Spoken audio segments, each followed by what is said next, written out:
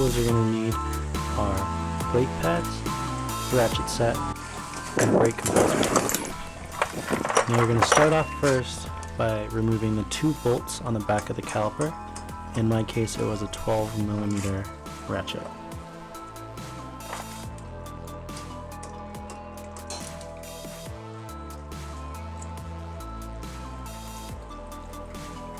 Once you get both bolts out, all you're going to do is pull the caliper off of the pads. And you want to place the caliper right on top.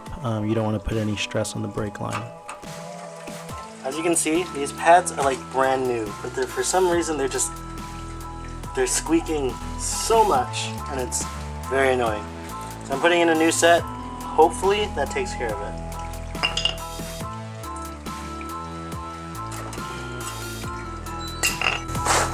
So another tool you might need is this brake cylinder compressor. I guess that's what I would call it. You use it to compress the cylinder on the inside. I got this one off like eBay for super cheap. I've seen people do it with like a 2x4 and a C-clamp. But yeah, the tool can look super different. I think for a little bit more you can buy like a nice one at like an O'Reilly or something, or Harbor Freight. But this works. So what you're going to do with this is you put the tool in. It's going to compress your brake cylinder in. And that's what's going to give you more space. Because if your pads are really worn out, the cylinder will be out maybe a couple more millimeters. And since you're going to get a little bit of resistance, you're going to give it a couple turns until your brake cylinder is about level with the brake caliper. You don't want to do it any more than that, otherwise you have chances of damaging the cylinder and messing up your seals, and a lot more of an expensive job. Now it's time to put in the new pads. So you're going to get your new pads and your new hardware.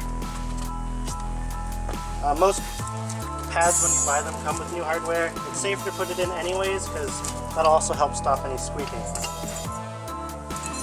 So you're just going to install your new hardware in. Should just pop in by hand.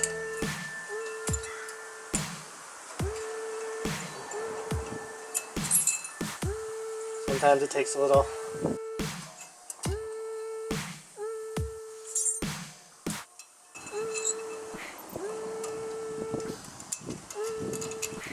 To get both in, it'll just pop in, just like that.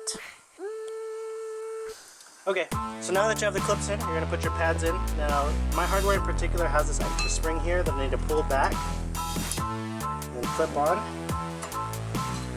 This is actually the first hardware I've ever had that does that. Most of the time it doesn't. You just pop it in and press the pad in just like that. And do the same to the other side. Okay, so now once you have both sides in, you can reinstall the caliper. But I like to take one extra step. I have this CRC Disc Brake Quiet. You put this in where the caliper makes contact with the pad. So it's about right here. You only need a little bit. And what it basically is like this liquid rubber that hardens. And it creates less play in the pads, therefore stopping squeaks. Okay, now that we have both sides in, you just reinstall the caliper. Just like that.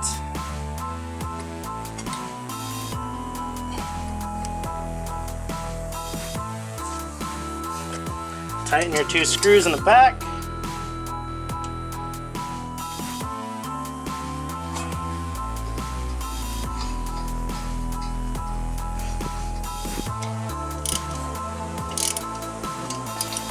Once it's on, just bleed your brakes, and that's how you change your pads. So I'm doing my rear brakes now, and I actually forgot to mention this little part here that your caliper bolts into. When you're changing the pads, it's good to just pull them out. You got to check how the grease on them. Like right now, this grease is absolutely terrible. So when you're already here, what you're going to do is you're going to put some new grease in. Just grab whatever grease. I'm just using high temp disc brake wheel bearing grease. I'm just gonna slather a nice amount all over it. Here. Put it back in the hole that you pulled it out from.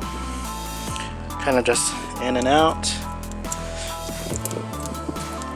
Just make sure to get the grease nice and everywhere. And if it's still smooth, just wipe off some of the excess. I like to put in, like move some of that excess to the end one more time just to keep it all nice and greased up. You push it back in, and then you bolt your caliper in. And that's it.